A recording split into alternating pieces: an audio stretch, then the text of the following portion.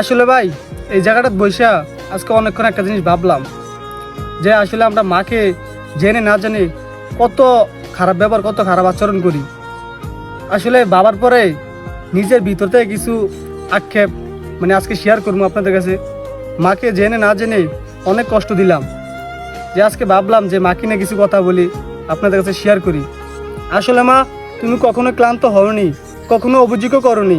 আমি বুঝিনি তুমি এত কষ্ট করে আমার জন্য সব করেছো। আজ বুঝি আমি কতটা স্বার্থপর ছিলাম। আসলে মা, তুমি ছাড়া আমি কিছুই না। আমি যখন কেঁদেছি তুমি সবসময় আমার পাশে ছিলা, কিন্তু তুমি যখন কেঁদেছিলা আমি হয়তো দেখতেও পারিনি।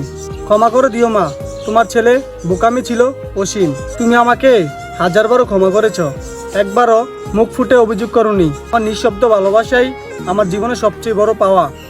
সবাই বলে পৃথিবীর কেউ নিখুঁত না, কিন্তু আমি জানি আমার মা একমাত্র আমার নিখুঁত মানুষ। তোমার চোখে জল দেখে আজ নিজের প্রতি ঘৃণা হয় অনেক মা।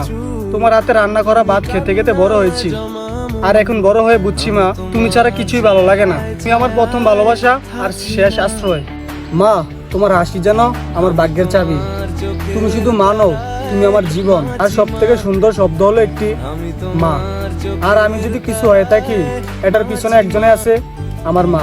তুমি আছো বলে আমি নিশ্চিন্ত, সাহসী আর সুখী। লাভ ইউ মা। তুমি গরম ফুলের গান, তুমি গরম ভাতের